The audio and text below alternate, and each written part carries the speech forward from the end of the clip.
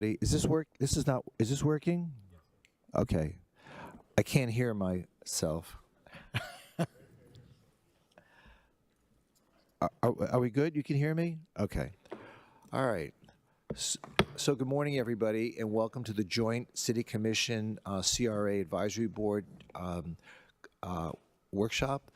And appreciate all of you coming today. I know it takes a commitment to participate in the normal course, but to have a special session with the commission, I know it takes a lot of time out of your day. So we appreciate the opportunity to be able to speak with everybody today and talk about, like, where do we go from here, right? Because we still have a lot of opportunities, and we still have some ideas that I think we can exchange and talk about what we're going to do the last few years of the CRA. So, Mr. Clerk, would you like to call the roll for the commission? Commissioner Herbst, not present at the moment. Commissioner Glassman? Here. Vice Mayor Beasley Pittman? Here. Commissioner Sturman? Here. Mayor Trentalis? Here. And Mr. Chair, would you like to call the roll for your committee? Yeah, sure. In one moment. We normally have our staff call it. I can call. Right now. Mayor, do you want me to call it? Yes, please. Okay. Rhoda Glasgow Fodderingham? Lisa Crawford? Here. Noelle Edwards? Here. Sonia Burrows? Here. Dylan Lagai? Stephen Liu? Christopher Murphy? Michael Lewin? John Quayle? Here. Alfredo Olvera? And Kenneth Calhoun. Thank you. Very good. So, Mr. City Manager, would you like to begin this conversation? Yeah, so the board has requested to have a conversation with you all again to talk about the future. There are a lot of investments right now on the line. There's a short amount of time to complete these, and this is a strategic level discussion, and wanted to get feedback from both sides. Is our CRA director here? CRA Manager Clarence? Oh, there he is. I was expecting you front and center. it was suggested by the clerk to sit over here. Okay. I'd much rather be over on the other side. So, Clarence, would you like to begin the conversation then? Or would you like the committee? Dylan, are there some issues you'd like to bring up today? So let's start with you then. Sure thing. And definitely, of course, Clarence will chime in. We had a good couple meetings getting our list of things together and whatnot. I know we have a backup full of information as well. And actually, Clarence, if you want to go ahead and run down that list that we went, you probably have the latest version of it. Yes, commissioners, Mr. Mayor, Vice Mayor, and the board, the advisory board. One of the things, we do have an agenda prepared. Okay, right, thank you. Yeah, it's probably, we do have an agenda prepared, and what we started with in our conversations is just to give you a high-level update on the status of our EDC, our Economic Development Corporation, which is called Invest Fort Lauderdale.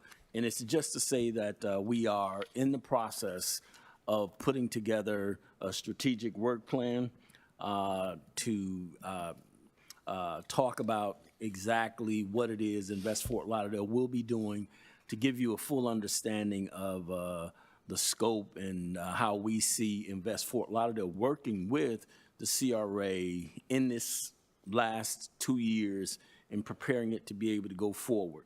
It's down to 2 years? Yeah. Yeah. And what are you going to do afterwards? Well, that'll be a topic of discussion as well. Okay. It keeps them off the street. That's For sure. So we will be coming back to the advisory board as well as the Board of Commissioners to approve that work program. So you'll see more from that. And the next topic of discussion is just our Sister Arts and Cultural District Plan. this Arts and Cultural District Plan was conceived, and we have our consultants here that's going to actually go through the whole Arts and Cultural District Plan. But just to give us, you know, an overview of exactly what this is, when we started our visioning process, you know, we talked about what the CRA areas should be and could become. And the overall theme was cultural tourism, being able to provide an area that would be ripe to invite visitors from other areas when they come to Port of Miami. I'm sorry, I said Miami. Port Everglades. Port Everglades. As well as Fort Lauderdale International Airport. And if they were going to be spending some time in our city, and there was the desire to experience culture from the diaspora, that we should be the first place that they think about coming and spending money and spending some time and sharing all of the attributes that we have in the redevelopment area. And our consultants will, you know, go through this this plan. We hope to codify it as the Sistrunk Arts and Cultural District. And if it's okay, Mr. Mayor, we can get James Karras and his team to go ahead and go through this proposal. Where's Jim? Jim, is he in the audience? Oh, there he is. Okay. Good morning. You have to press the button.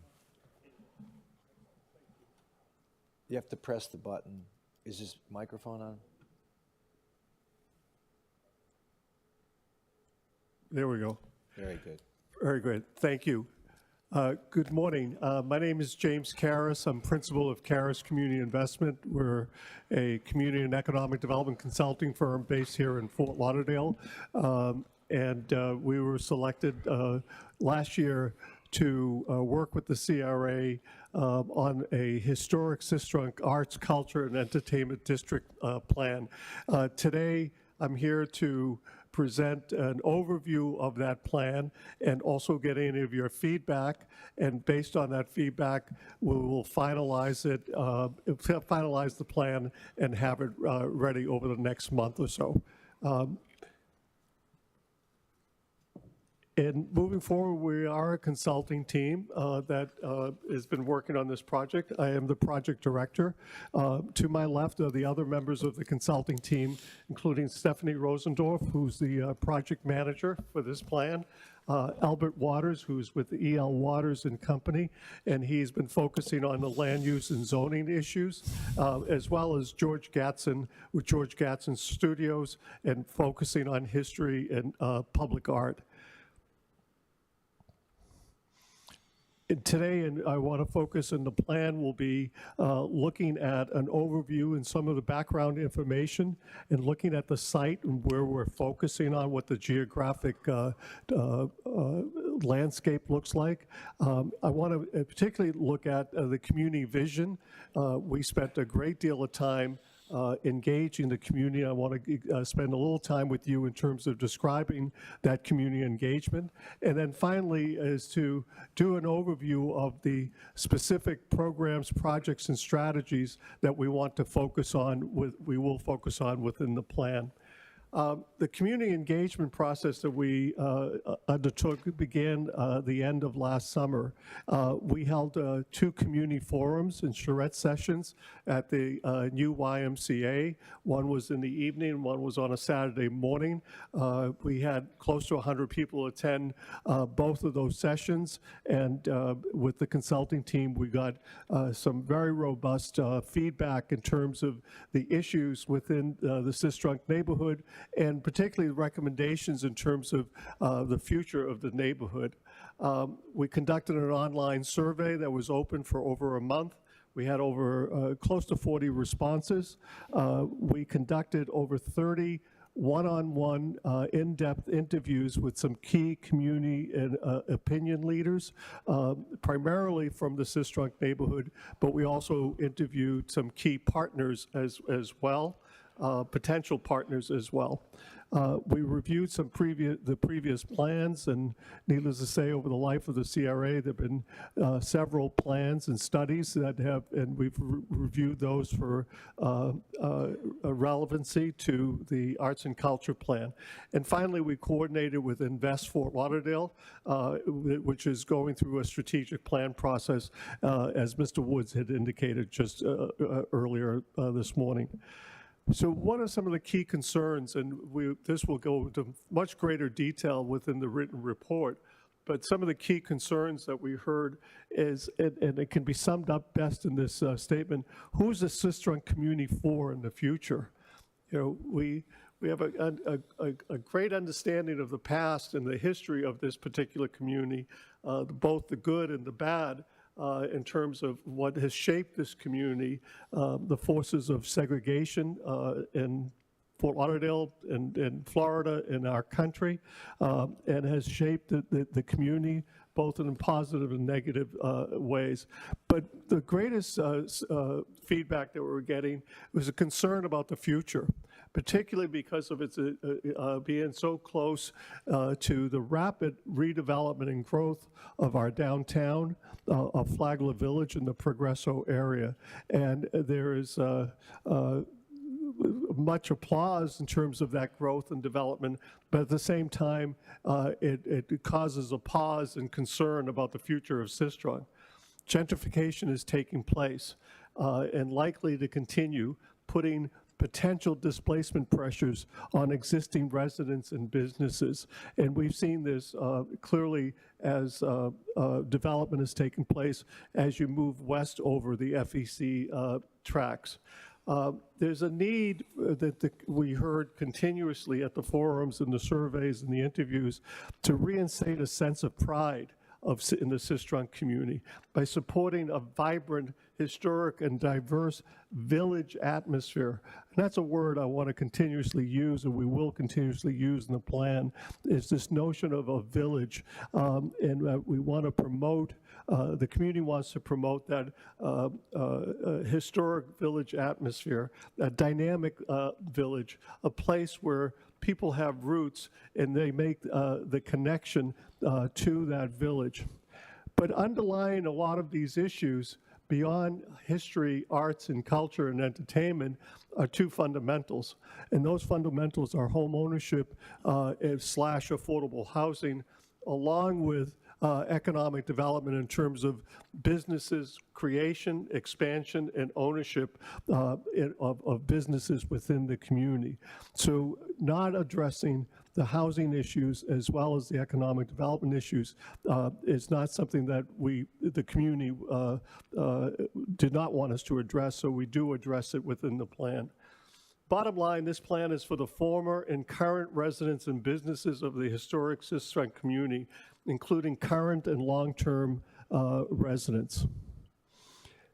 So some of the quick overview in the plan, we talk about the historical aspect of the Sistrunk community being the oldest African-American community and the center of African-American culture and history in Fort Lauderdale for over 100 years. There's a rich history there and has been well documented by many institutions, both within the community and outside the community as well.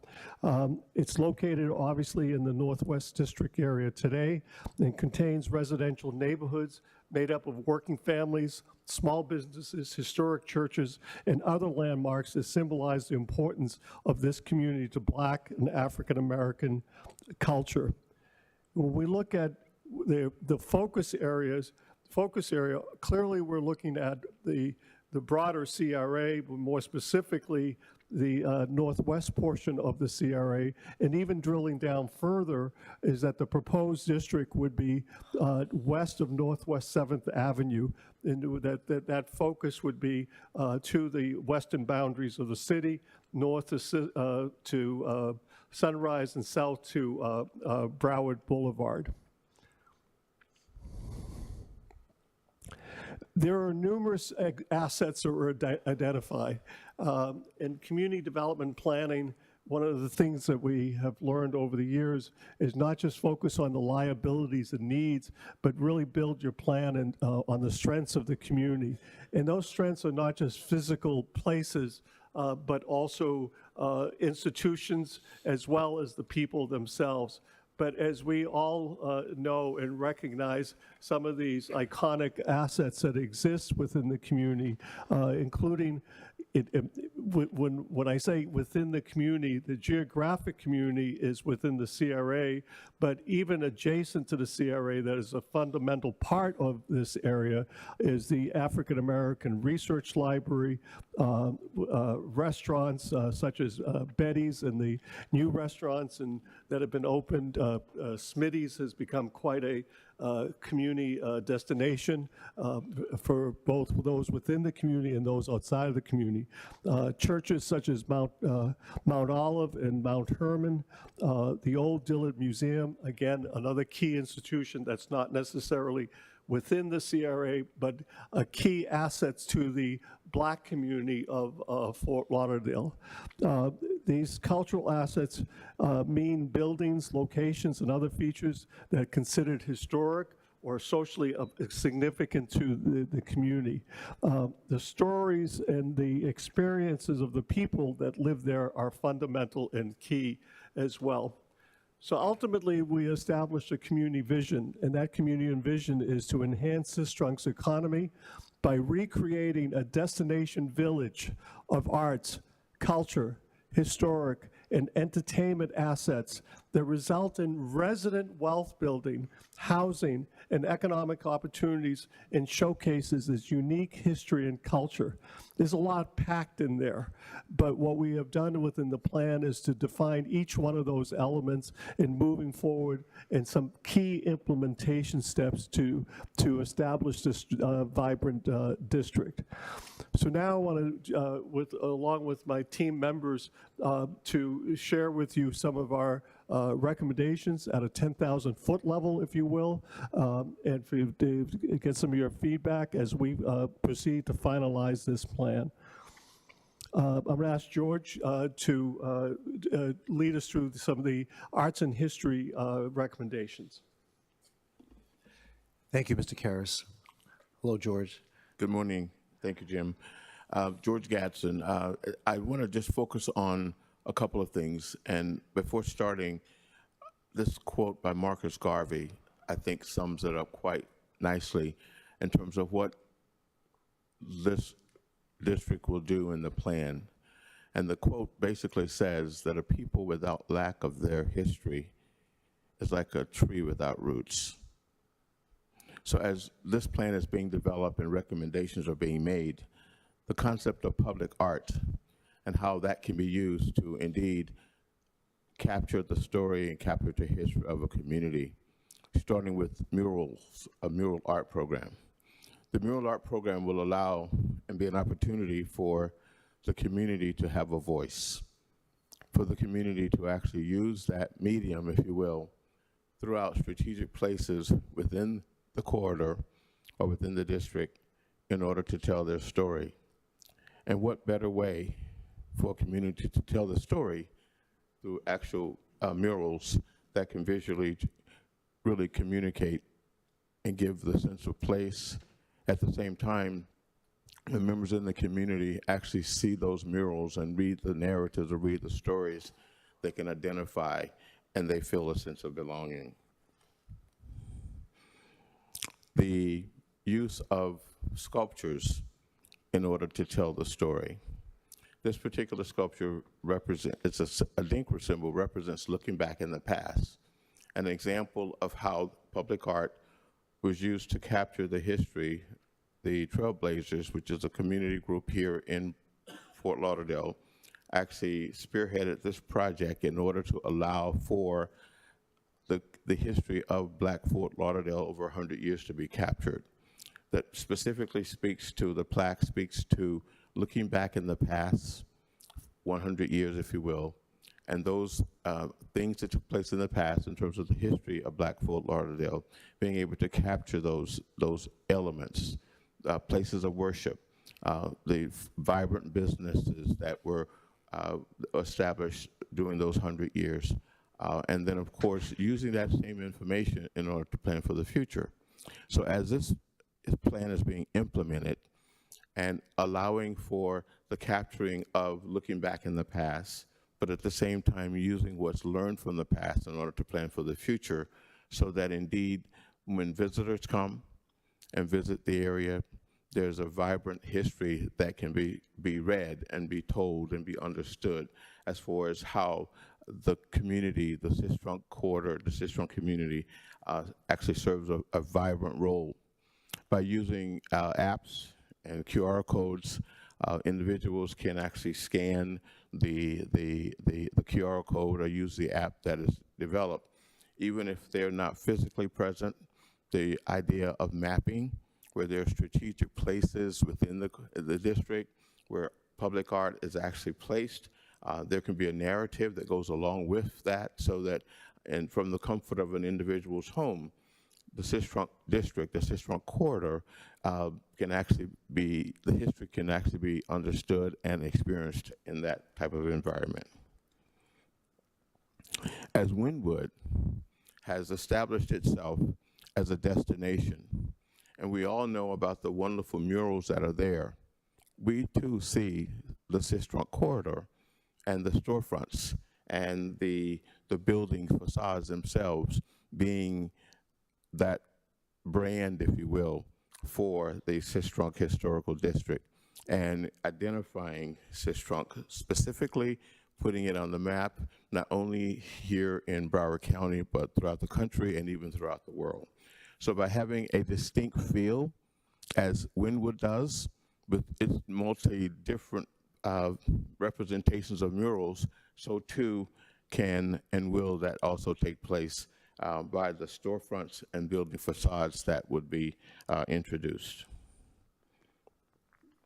This particular concept was spearheaded actually by the former president of the Dorset River Bend community, and this is another example of how history will be captured and memorialized.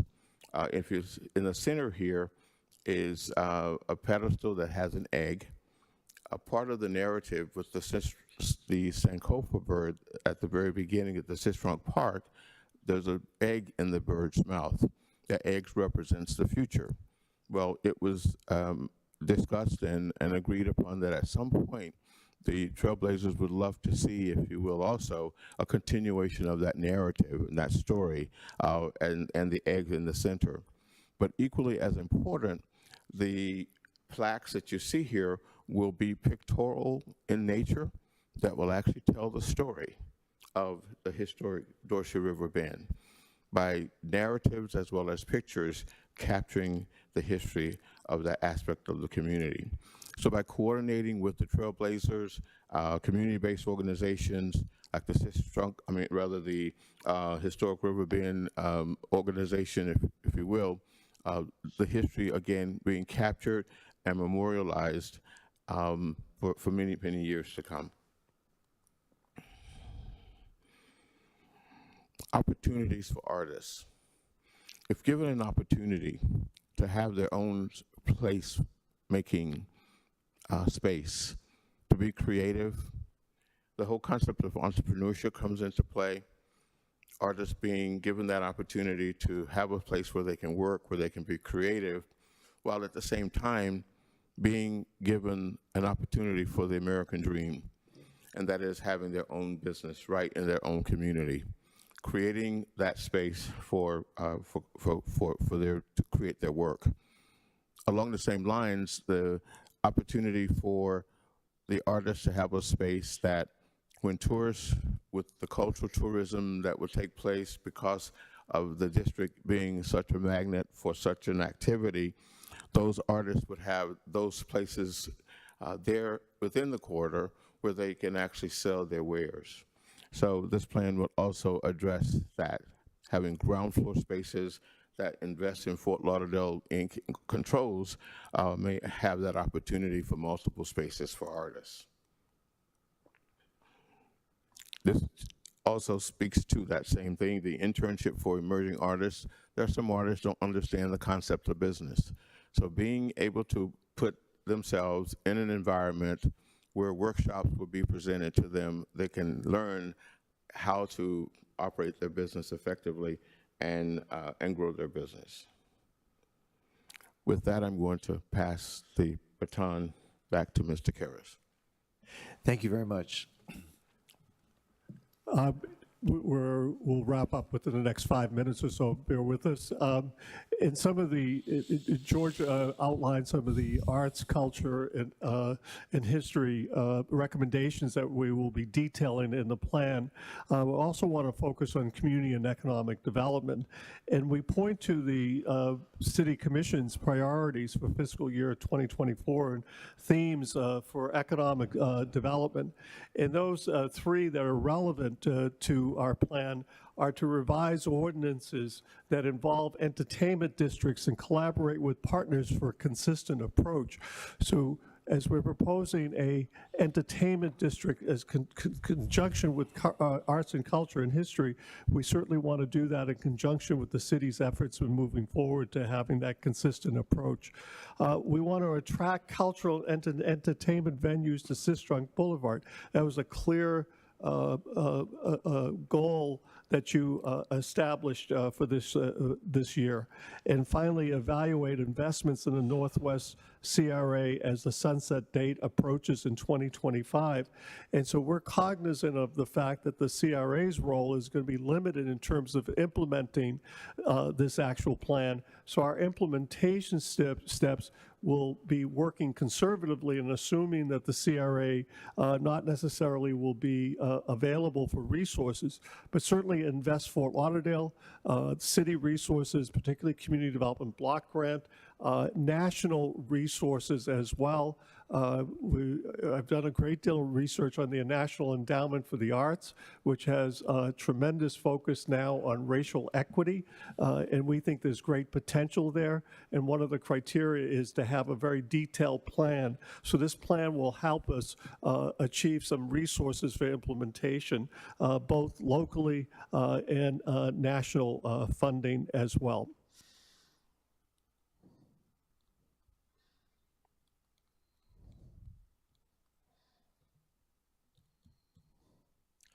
Here we go. And again, within the community and economic development focus, we want to retain existing residents and enhance household wealth by providing a diverse offering of housing opportunities.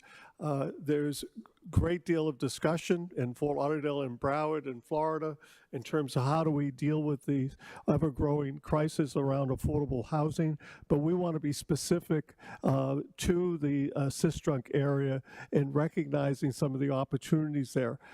We know that the home ownership rate in Broward County for African Americans is almost 40% less than white home ownership rate.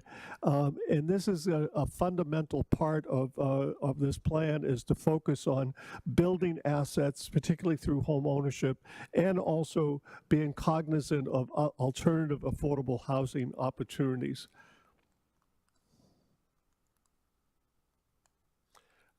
We want to enhance household wealth by building and by supporting local investment through the provision of space, capacity building, and capital for Black creative industry entrepreneurs and growing existing businesses.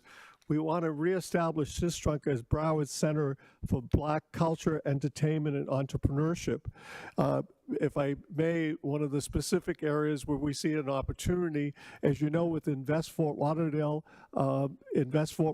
will be receiving return on CRA investments. Developers will be paying back a cash reimbursement every year that will be going to Invest Fort Lauderdale. But in conjunction, Invest Fort Lauderdale has arranged with these developers a return for the incentives, the leasing at significantly below market rate of the retail space on new housing developments. So the Adderley, for instance, a significant number, a sizable number of square feet will be available to Invest Fort Lauderdale at below market rates. In turn, Invest Fort Lauderdale can use this to support Black entrepreneurship, particularly for cultural efforts, for historic efforts, entertainment such as restaurants and entertainment venues as well. With that, I'm going to ask Bert Waters if he can join us to talk about some of the design, land use, and zoning issues. I want to note that we did add one slide to this presentation that's not on your backup, but that will be updated. But there is just one significant slide that Bert will speak to as well. Thank you, Jim.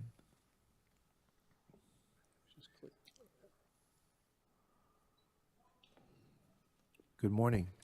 Good morning, Mr. Mayor and members of the commission, and also our community redevelopment agency. For the record, my name is Albert Waters, E.L. Waters and Company, LLC. And as it relates to our team effort in terms of performing the services, our role was to look at the design, land use, and zoning. In essence, we have to consider how, once all of these items are before us, how do we implement them? And so in our minds, one of the things, or several items that we talked about, was the fact that we needed to create a connected, walkable community for all the residents, the greater community, and the tourists that we're going to be attracting to access this area, specifically as it relates to affordable transportation options. We also, in talking to the community, the connectivity as it relates to infrastructure for the city, making it really a walkable trail as it relates to the historic district, creating this network and the concept that we have established would bode well in that regard.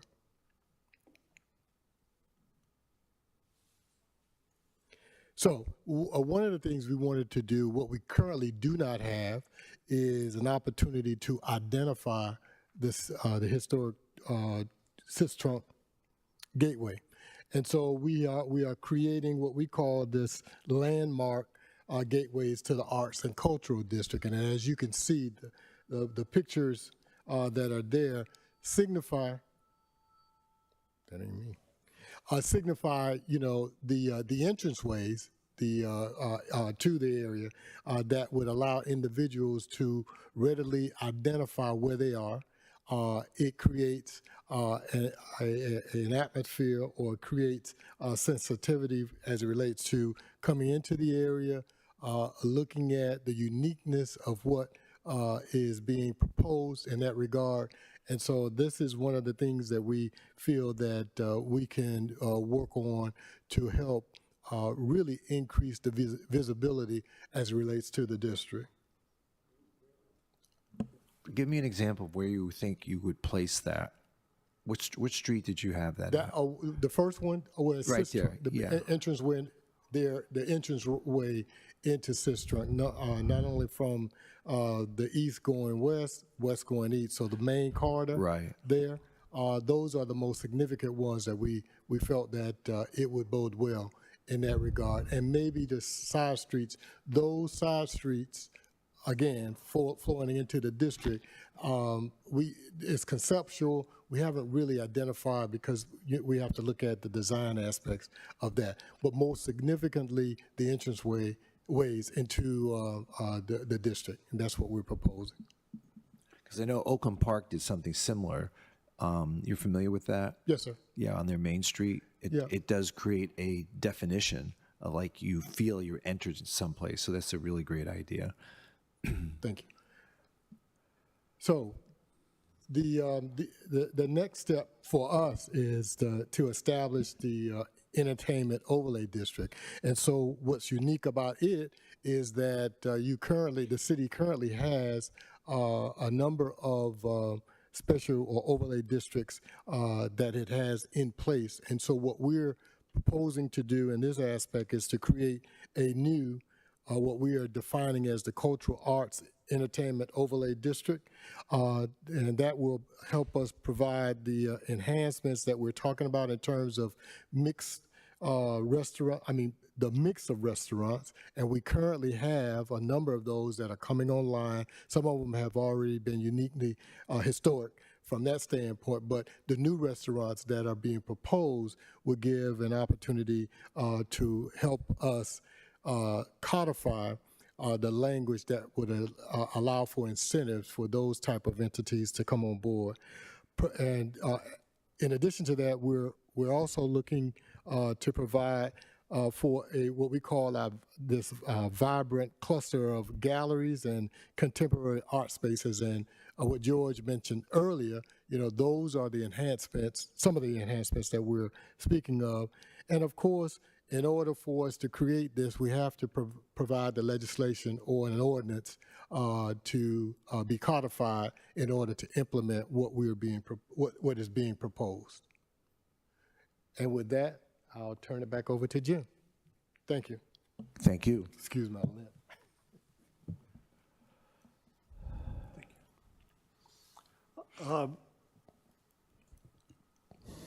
Some of our final recommendations as we wrap up is to focus on marketing and promotion, and we look to collaborate with existing organizations such as Destination Sistrunk, which for the first time has received some significant backing from Broward County to do marketing and promotion in the area.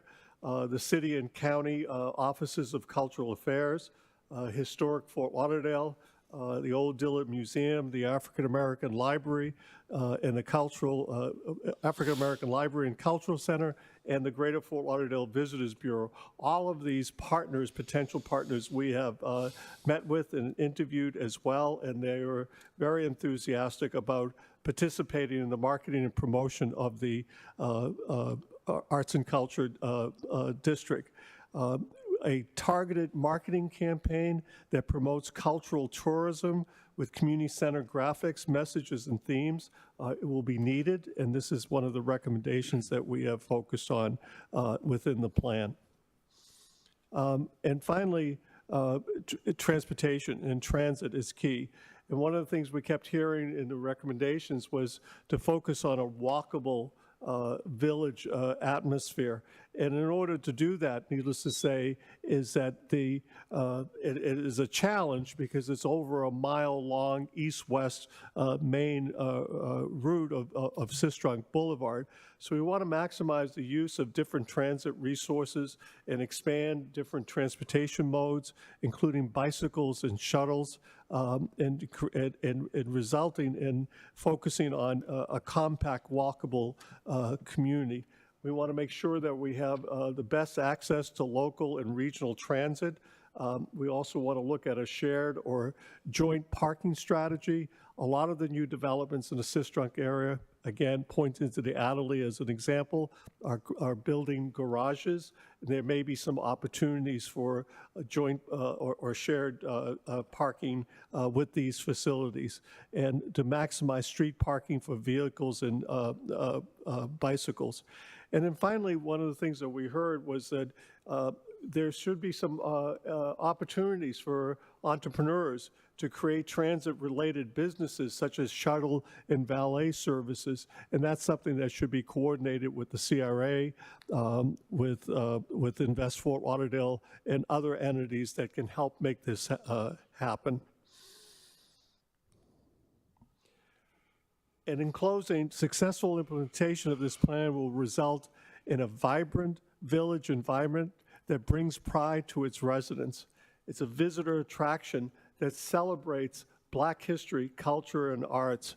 It increases stability through home ownership opportunities for both existing homeowners and others who want to build or purchase a home within the community.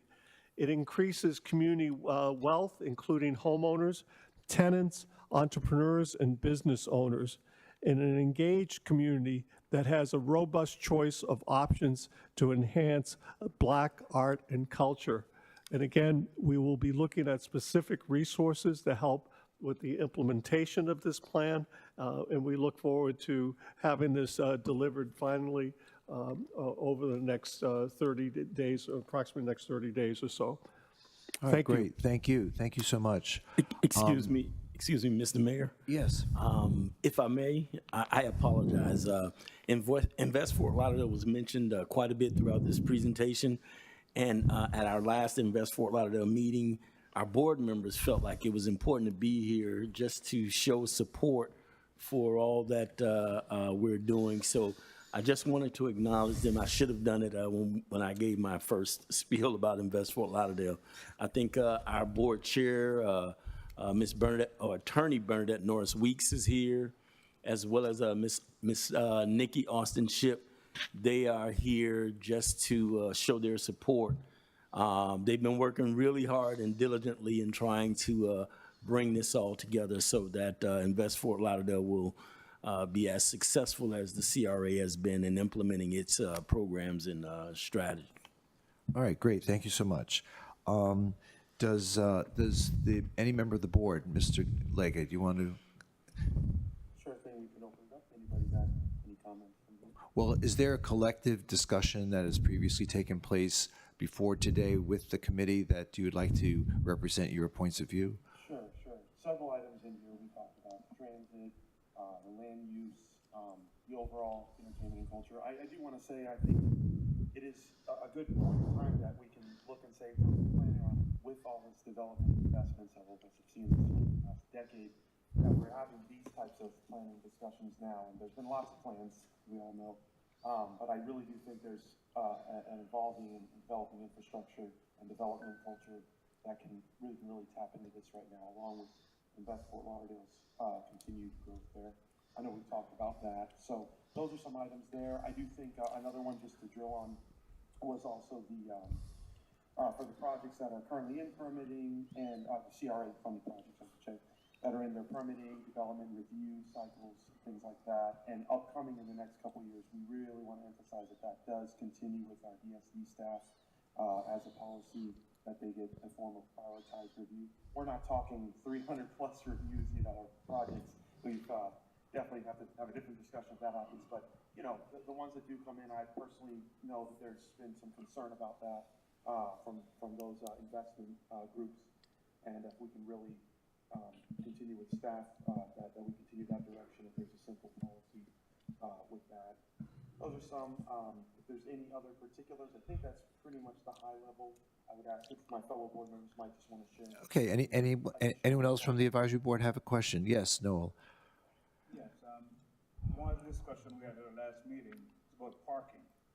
Parking is an issue also for those who even existing business, and we're considering in our discussion about having the parking area either in the center of the corridor or in terms of going up, because we have no room to go wide, so we'd have to build multiple parking stations that we can park. Does the Adderley, doesn't the Adderley consist of public parking spaces?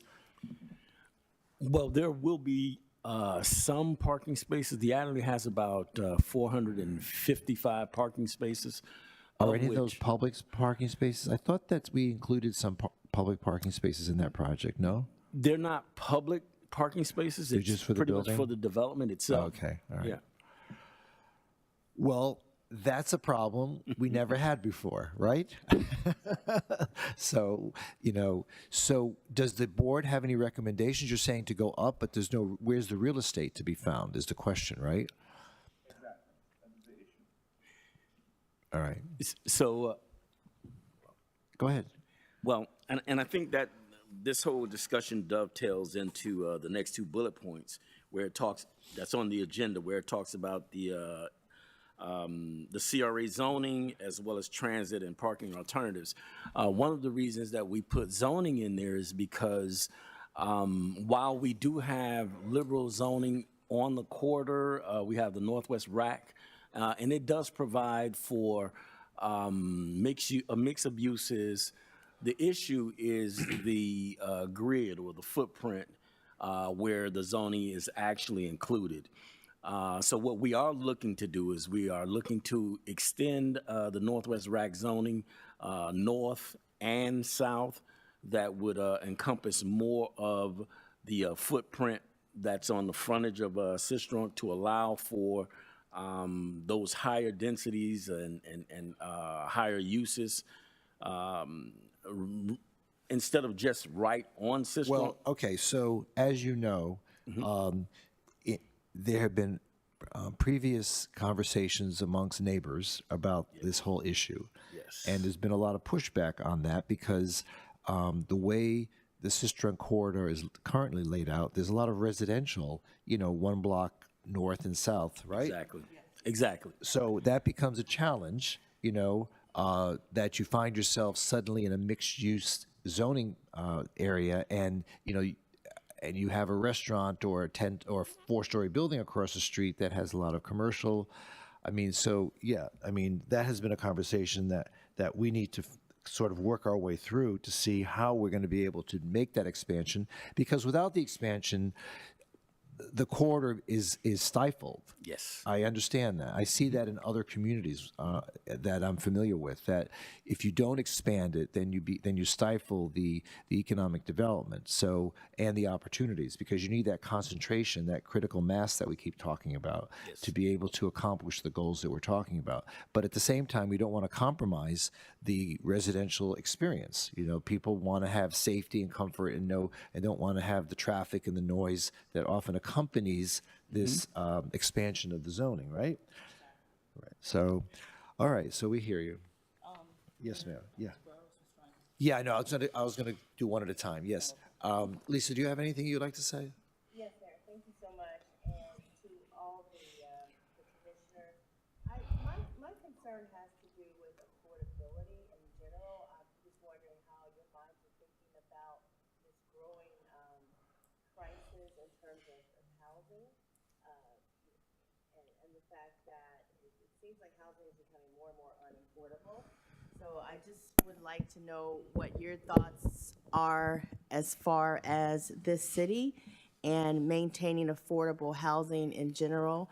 Also, some of the concerns I've heard when people think about bringing businesses into communities that are under gentrification, they think about safety, and they want to make sure that their businesses are safe. And there's the issue of transitioning communities and maintaining some type of community policing presence and things like that. That has to be a part of the transition, because people need to feel and believe that their investments are going to be safe. So these are just some thoughts. I'm not exactly sure, how they fit in with some of the presentations that we heard today, but I know that they are concerns that people have, and I've spoken with people about some of those things. And then another concern I've had is that there's a lot of investments in rental housing, but not a whole lot going on in more single-family housing. And so I think that is something that we can't ignore overall, is that how do we... Do you have any suggestions to the commission as to how we might accomplish that? Well, I've heard some things like with the infill housing, that some of the monies from that could have gone back into the communities and somehow supported the residents. I'm not exactly sure, but that some of the monies were diverted to other projects and things like that. I don't know exactly, Mayor, but I just wanted to raise these things in general. Maybe you might know more than I do about some of these things, but I just want to raise them as some concerns I've heard from people. Okay. So, Clarence, when we sell infill lots to developers that build more affordable housing, where does the money go to? Does that stay within the CRA? Well, actually, we don't necessarily sell them. What we do is we convey to them, and for our conveyance, that house is less than it would be if they had to pay for it. So that's a part of our strategy in making the houses more affordable. Right. So there's no money that comes back to the CRA. The money actually, or that value, is actually given to the homeowner, and the contractor sells the house for less than what the land value actually is. So the city's not really making any money in these transactions. These infill, we have lots. From time to time, lots become available to the city. So yeah, that has been the process where we give the land, and that reduces the overall cost of the house. That makes it affordable, and we do that in commercial settings too. Yes. Right. We've done that in the past. So I'm glad you raised that point. So I want to make sure there's no misunderstanding as to how the city engages the community in that regard. Okay. All right. Thank you. And by the way, we have 45 single-family houses that are being built. I think, and we've had the conversation about our single-family infill program, where we've given contractors 5 houses apiece. We approved a couple of weeks ago WWDA contractors to get their second 5, because they've completed the first. Actually, they completed 4, so they just got 6, a maximum of 10 per each developer. So we see that whole 45 being completed within the next year or so. So we are aggressive in trying to provide affordable, purchase homes as opposed to the rental. Single family. Single family, yeah. Sonia, good morning. Good morning. Or afternoon, I guess. Good afternoon. I have a couple issues, but just addressing this last one we spoke of, it would be helpful on those homes to follow up, because I know that there are some that are not even homestead, that I don't know who's buying them, but they're not like first-time home They're buyers. not primary owners. They're not primary homeowners, no. So if investors are buying them and renting them out, that's not really helping. I don't think they qualify for that. Yeah, that's not what the program is about. Now, we just got, I think it was on Thursday, we were made aware of one particular situation, and we are right now in review of that situation to see how we can deal with it, and if there is an investor, which the program was always meant to be for first-time home, not even first-time home buyers, but people that were primary residents. Yes. And it comes with a mortgage that says you have to stay in the house for 7 years before we release the mortgage. So Lynn, I saw the email where Lynn is asking us to get together to kind of figure out how we're going to approach that situation. But for any of the contractors, and we're gonna revisit that with the contractors. They're not supposed to be selling these properties to investors. A couple months ago, I mentioned it in the meeting, and I said, are you following up? Because I knew then that the property was Well, not. what meeting did you mention that in? At our advisory board meeting. Well, if you did, Ms. Burrows, it probably went past me, but that's definitely not who these houses are. It's not supposed to be investors, and I apologize if I didn't. Well, you said yeah, but I said, are you following up? Like after all the paperwork is done, that it really is a primary residence. So with the way in which we are executing on the closing and all that, we'll see when it's time to close, which is what happened when Lynn caught this particular one, and it's only been one, where we see that there is an investor and not necessarily someone that's buying it, to live in. All right, so we'll follow up on that, Sonia. We'll follow up. Okay, Yeah. I wasn't finished. No. Now it is. Well, yeah. If I can, just speaking loudly, in regards to that search situation that Ms. Burrows is referring to, something's wrong with it. Yeah. Your Vice Mayor. Okay, there we go. Okay.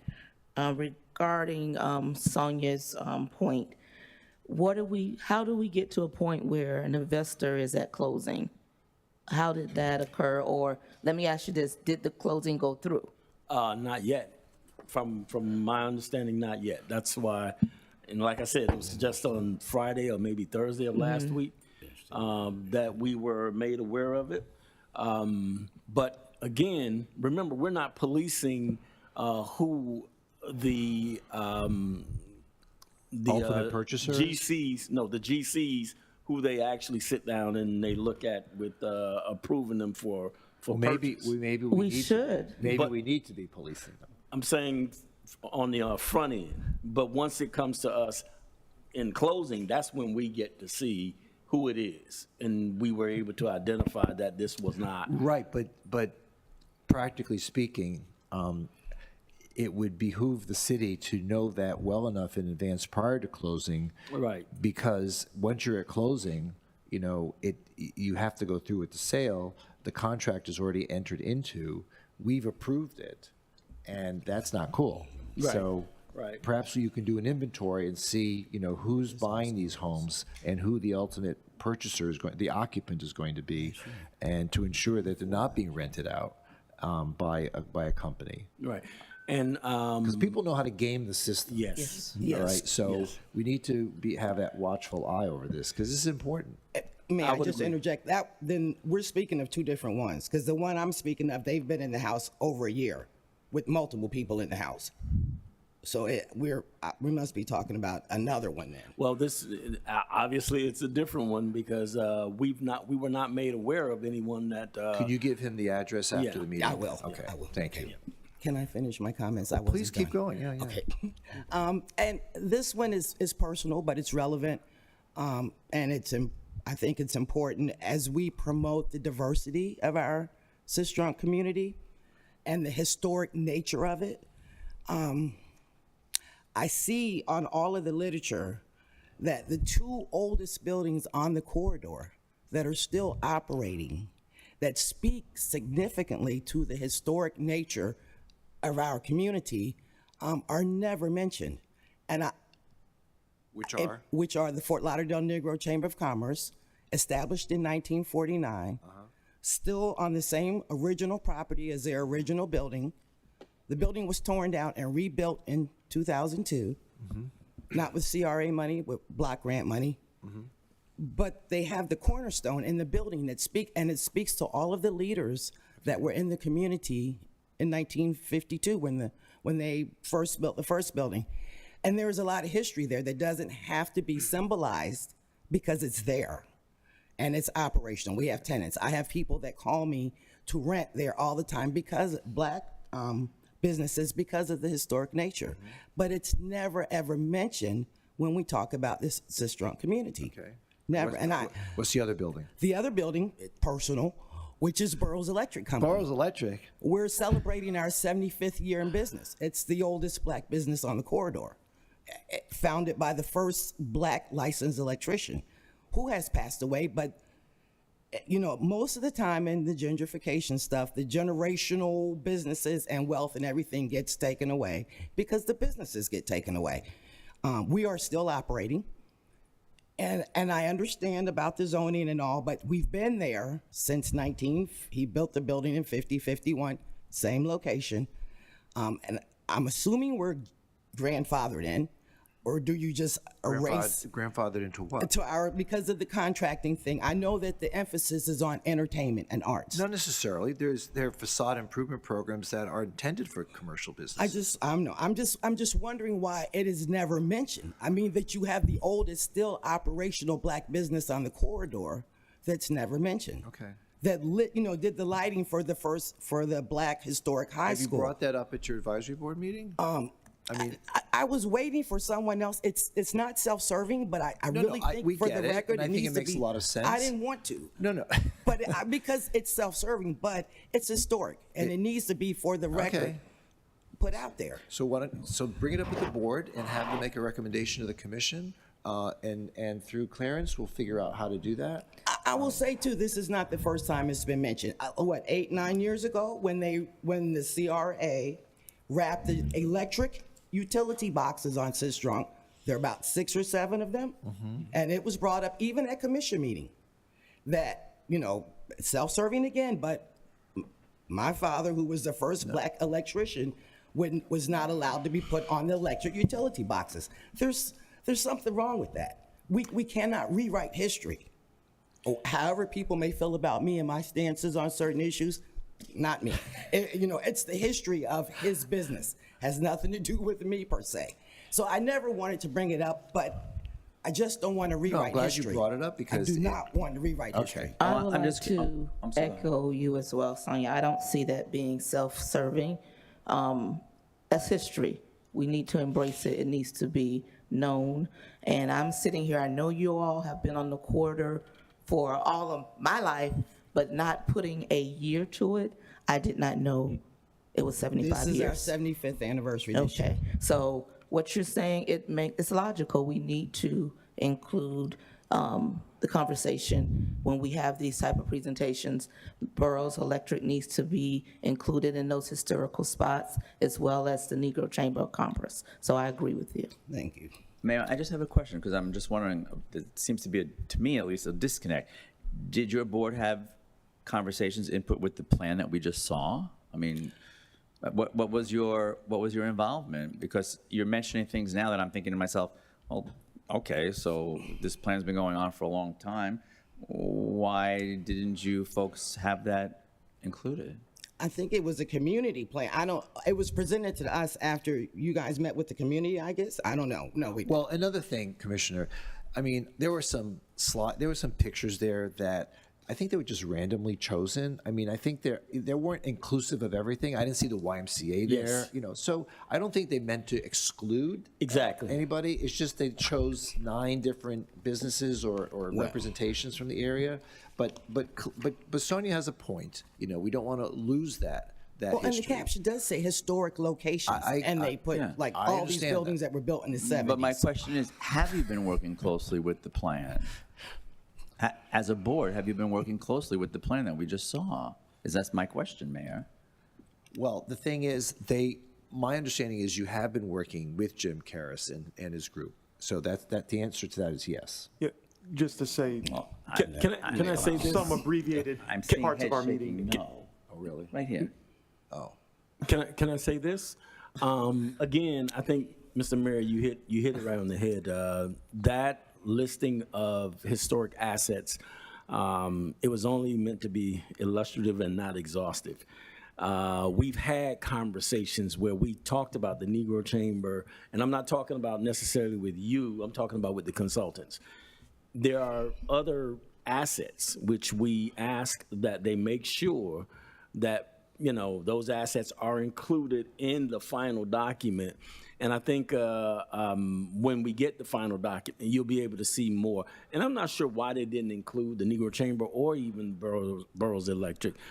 But suffice it to say that as many of the historic assets, because that's what this was all about, was being able to find the assets. That was a major part of it.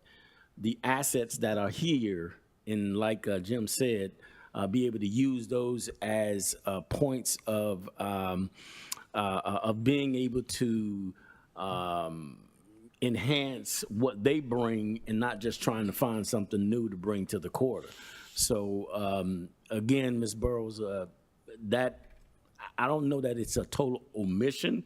It was not an omission of the Negro Chamber, right? The Negro Chamber or Boroughs Electric. Maybe It's an oversight. You're saying no one just thought about it. no. Well, yeah. I guess, Yeah. Sonia, you didn't speak up. You need to be less. You need to be less quiet. You know. I've had You conversations talk about with the them corridor about. and not think of Boroughs Electric. No, I had Sonia, maybe not Boroughs Electric. you're too quiet. I just, Yeah, but I've had conversations with them about the Negro Chamber as well, so I know that we've had those conversations. So maybe not about Boroughs Electric specifically, but we do have to have, and we'll include them. We'll make sure we include them. If I may just say, I believe from a staff side, we've had perhaps over the course of this particular plan, an introductory meeting to have an advisory approval to then go to our CRA board. And then there was a little bit of a progress draft presentation. This is actually the most involved presentation Yes. either group, for sure, you guys and us as well, have seen. And I know you specifically said at our last meeting that this will be the time we do review that. So we still have at least 30 days. There's obviously some feedback right now that's very, very appropriate, and we'll continue from there. Thanks.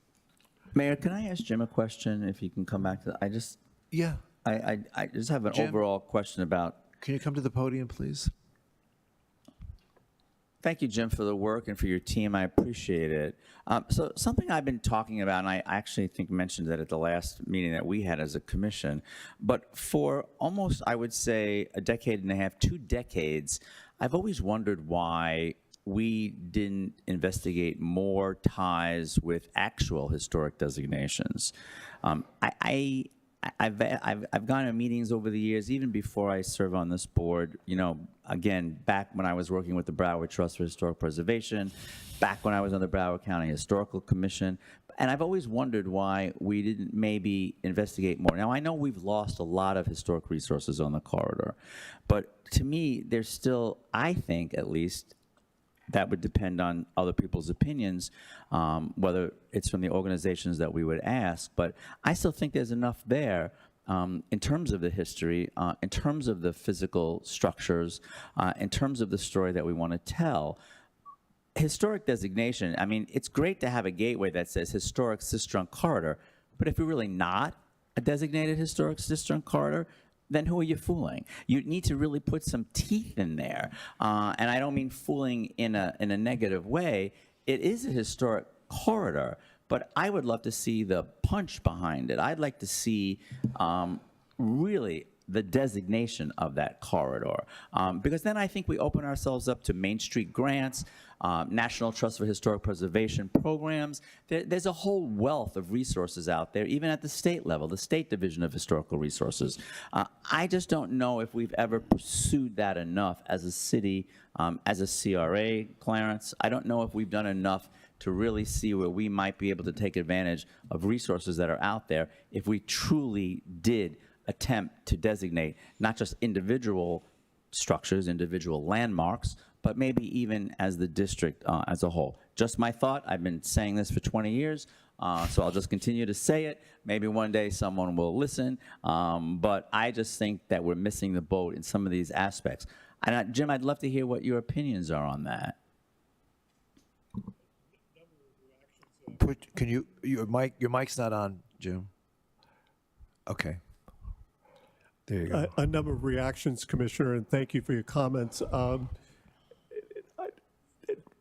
Maybe it's not appropriate within this context for me to comment subjectively why in the past 10, 20 years we have not focused on historic designations. I have some thoughts, and I'm not going to just hold off on making any personal comments on that. But I want to say in a positive light, over the last 5, 6 years, we've seen a greater emphasis overall on community development, a greater emphasis on historic preservation, and certainly a greater emphasis on the Sistrunk area of the CRA. The CRA is about to lapse, but it's only within the last 5 or 6 years we've seen this tremendous emphasis that's taking place there. And I for one, am very pleased to see that. 2, within the plan, we will talk about furthering beyond just being an entertainment district, but from a zoning perspective, being an actual historic district and what those options are. And I think those conversations are part of the implementation that we're going to be talking about. So it definitely will be within the plan to talk about that. And I appreciate you bringing it up. And then finally, relative to resources, and we will have a good compendium at the end of national resources. I just want to make sure that on the Main Street program, you don't have to be in a historically designated area to become a Main Street area. And then there's also the national humanities, arts and humanities. You don't have to be in a historic area. However, there are specific resources for historic designated areas. It's in there. We'll be talking about it. You'll have that discussion in the future when we come to the implementation part on the zoning and historic district overlay. No, I appreciate that, and I agree with you. I get fearful that we are missing the boat sometimes with some of these programs, whether or not you have to be, quote, an officially designated historic district or landmark or not. But I just want to make sure that we're staying on the radar there with these programs. I'm thrilled that we're working closely now with the Broward County Cultural Division and that program in the corridor. That's going to be amazing. You're right, what you said earlier before about cultural tourism, heritage tourism. Those folks that travel from all over the world spend a lot more money than just the people that, sit on the beach. They really do engage. And this is an amazing story. So this is the time I think we really need to step it up.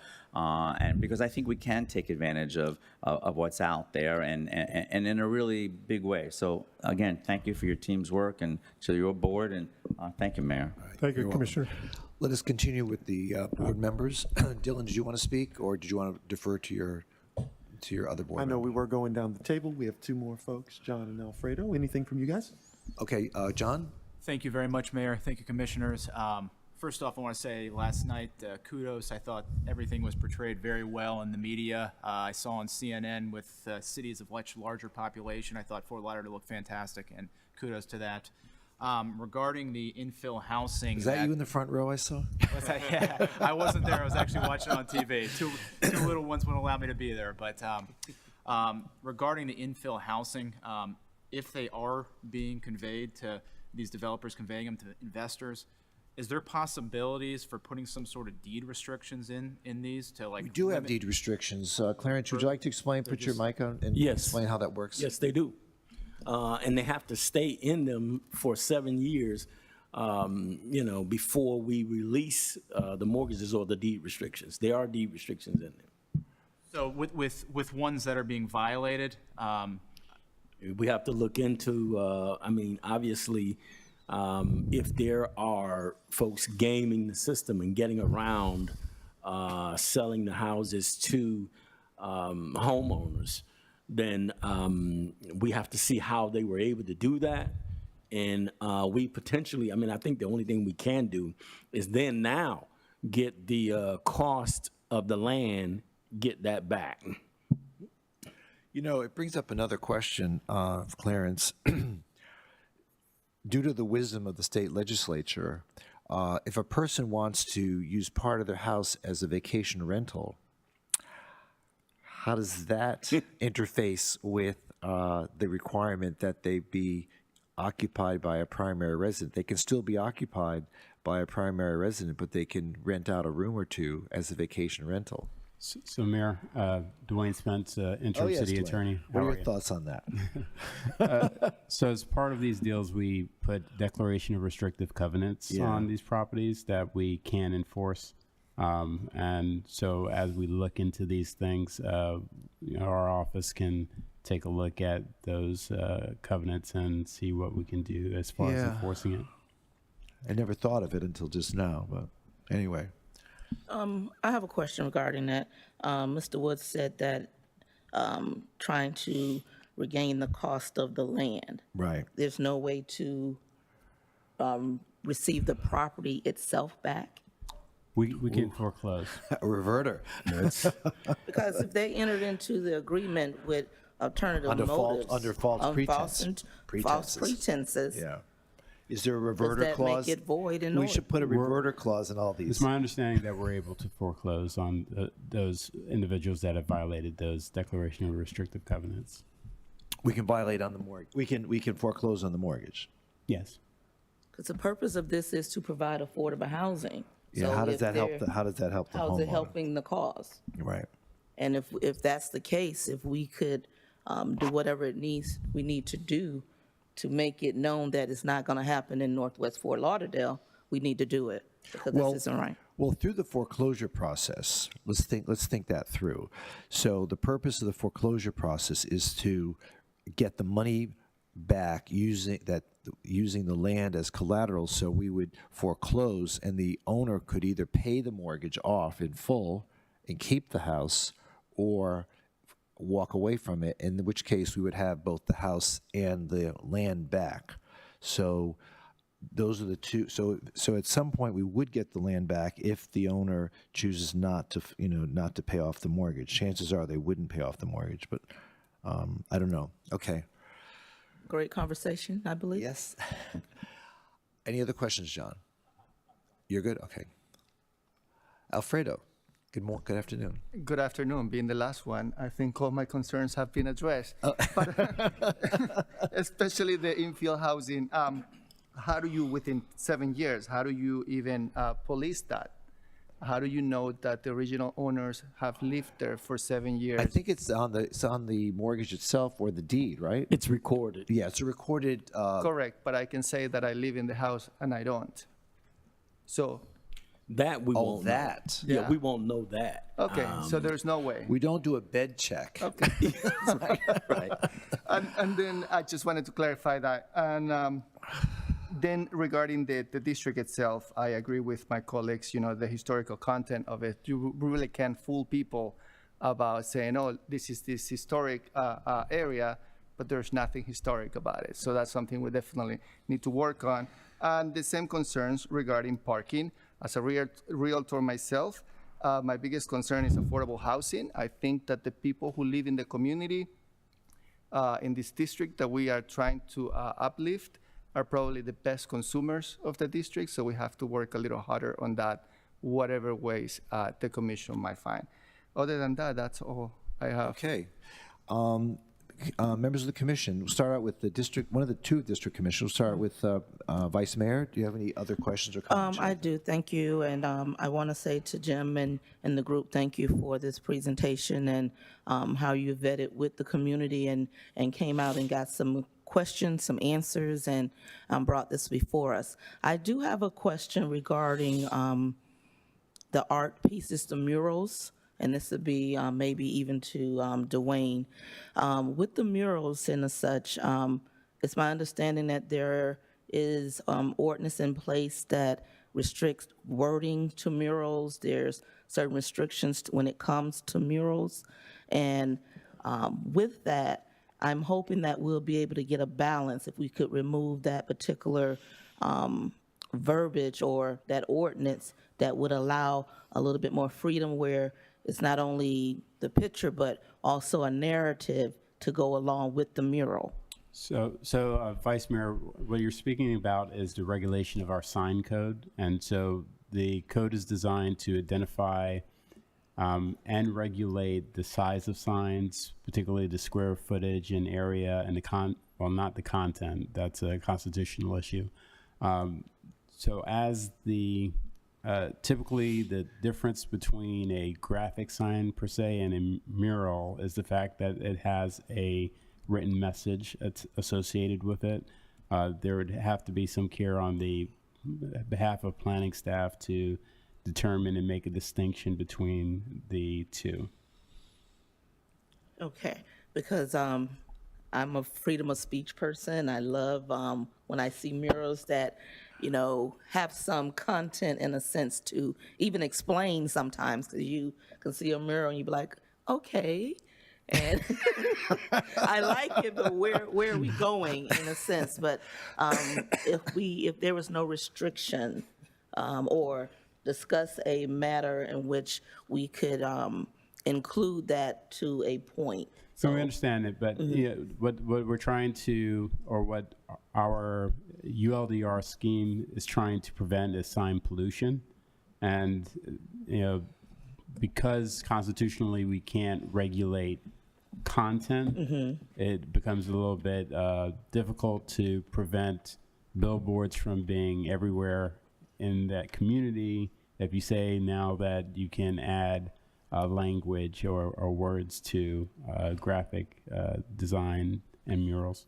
Okay, I understand you. I'm not trying to go toe to toe. Right, but right. if you No, could I go get it. back, Mr. Gasson, to the mural where the slide that had the mural, there was one with a lady's face, and there was these words that were painted within, and then there were some others. It was at the beginning. Number 12. Number 12. Right here. So would that be considered signage? That's not advertising. It's not, I think, Dwayne, you meant for a commercial purpose. That's not a commercial purpose, right? So you can't ask I know a you're a lawyer, First you can't Amendment ask a scholar lawyer on that, because we can't look at the content of the language to determine whether or not a regulation applies to it. I think on a question like this particular art piece would be better answered by planning staff, not to kind of pass the buck to them, but I think there, for me, it'd be a straight distinction whether or not it's conveying a message. But content we can't control. It's just dimensions, right? There has been a pullback from the Reed decision. So the Supreme Court does acknowledge that we can still regulate commercial content. Commercial content. Correct. Right. All right. And one other thing I had basically just wrote out a couple things that I wanted to say in regards to some of my neighbors who have reached out to me that are in support of the direction of the Arts and Cultural Entertainment District. And I'm just going to read what I have here. I have District 3, and more specifically, those neighbors who live in the immediate areas of the Six Trunk Corridor, having for decades expressed our craving, our desire for revamping the portion of the city, an area where the foundation has birthed the legacy and the heritage of the city of Fort Lauderdale. It is no secret that District 3 historically has been disproportionately served and identified as undeveloped, underserved, and underinvested. Such designation of a arts and culture district and entertainment district by funding and fully committing to it is one solution to implement equitable footing and a platform to address the change and economic disparities in this community.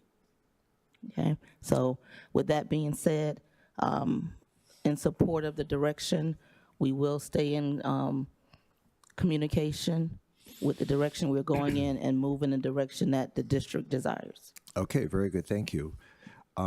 District 2 Commissioner Glassman. Yes, thank you, Mayor. And again, thank you, everyone, for your work. I really appreciate it. So what I hear the most from the CRA portion in District 2, and it will go a little bit outside this particular scope because also the CRA encompasses Flagler Village as well, but I will take it all the way as far west as District 2 goes on the Sistrunk corridor. But what I hear the most is some of the issues that were mentioned by Ms. Crawford in terms of safety, and I hear that we should be doing better in terms of lighting and connectivity, sidewalks, streetscape issues. That's what I hear the most, Mayor, in my portion of the CRA. People really want to see us step it up. I also hear the parking issue that Mr. Edwards mentioned. I think there are some areas that we should probably look at in terms of those vertical structures. I have a project in my district right now that's getting ready to pop. I think we saw a slide. It's called Thrive Progresso. We need to start planning for what that project's going to do to the entire corridor. But in and around that immediate vicinity, I know we have the Addison, I think, coming across the street. We have to do all we can to make sure that that is so successful and then spreads west down the corridor. But we have that happening right now. We need to take advantage of it. I'm telling you that that's going to be an amazingly successful project. It's looking incredible, but they're crying out for more transportation to bring people to the corridor. We have to get Circuit to maybe do a little bit of a loop there. Now that they're also in the Sistrunk corridor, let's get them to do a little U-turn, a little loop, include Thrive. I'm hearing that we need to really focus on sidewalks in and around Thrive Progresso. I'm also hearing that all the time in Flagler Village.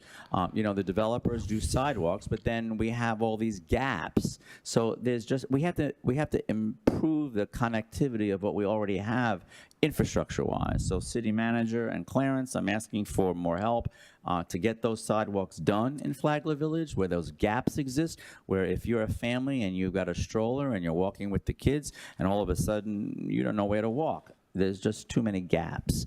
So I would ask that for the Flagler portion of the CRA. And then again, going west, let's take advantage of some of these projects that are going to be really successful, and let's make sure that that success, spreads. So I would ask again, we need to do better with regards to the lighting in and around Thrive Progresso.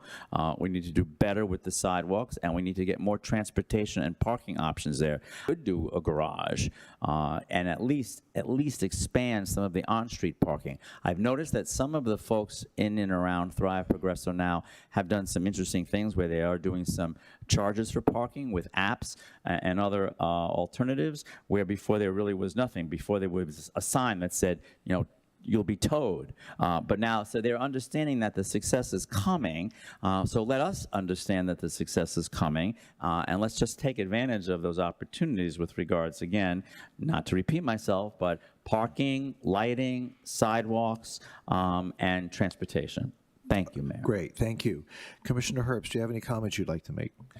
Yes, I'd like to go back and revisit what we were talking about earlier about the investors and the properties, just so I'm clear. So, Clarence, This is on the infill lots you're talking about? Yeah. Yeah. So we have a mortgage on the property, right? When it goes to be sold by the developer to somebody, what are we doing in terms of evaluating the initial buyer?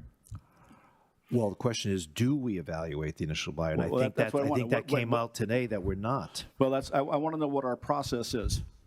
Good question. So I'm all about process, as you know, Clarence. So what's our process? absolutely. Our process is that when it's time for there to be a closing, Lynn does work with the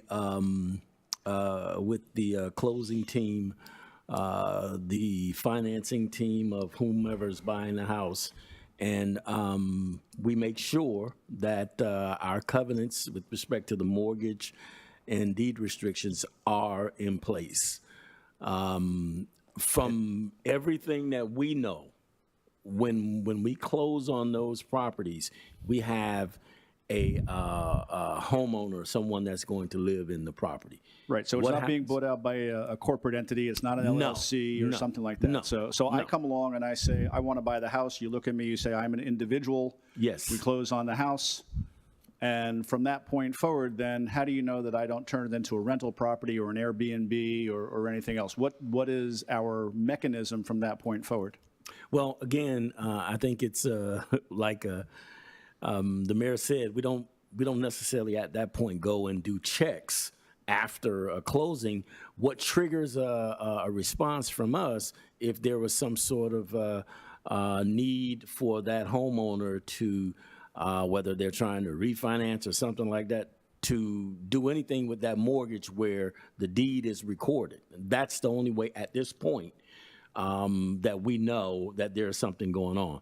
But to your point, if there's something that we have to put in place, afterwards, then that's what we need to start rethinking. So with our HUD programs, with Section 8 and other things of that nature, you have annually an obligation to go back and substantiate income levels and things like that. So it would seem to me that we need at least a 1-year follow-up to see if the house has been homesteaded. Yes. If it hasn't been homesteaded, then I think we need to enforce our provisions from the mortgage and demand repayment.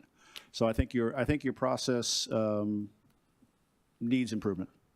Absolutely. I would agree. Okay, any other questions, John?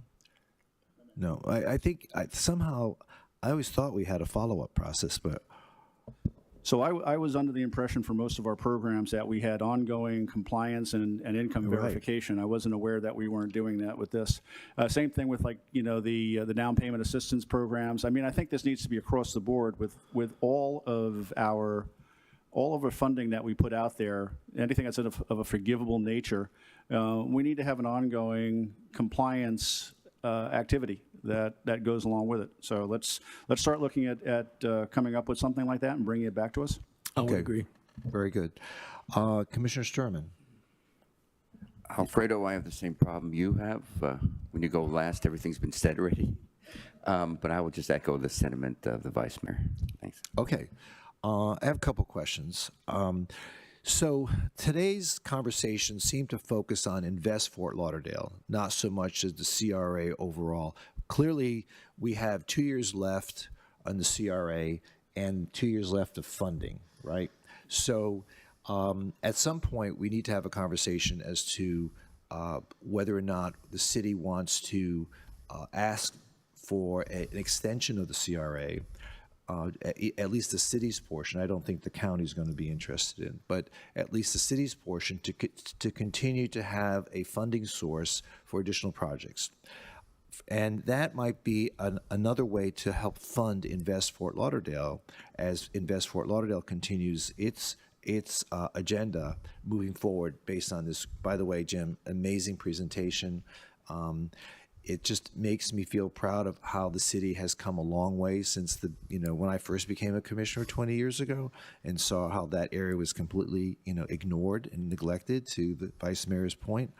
There's certainly a lot of investor interest, and I think creating that corporation is definitely the future. But these are things I think the commission should think about as we go forward, and I want the board to consider it as well. In terms of a cultural identification and historic designation, when the city set up the historic district in Sailboat Bend, there was a very specific goal there of trying to maintain architectural integrity. I don't know, we'd have to define what the goals would be for this, because it's not architectural integrity so much as it is cultural integrity, right? How do you define an intangible like that? So that would be, somehow we have to figure that into the mission statement of the historic designation if we end up going that far.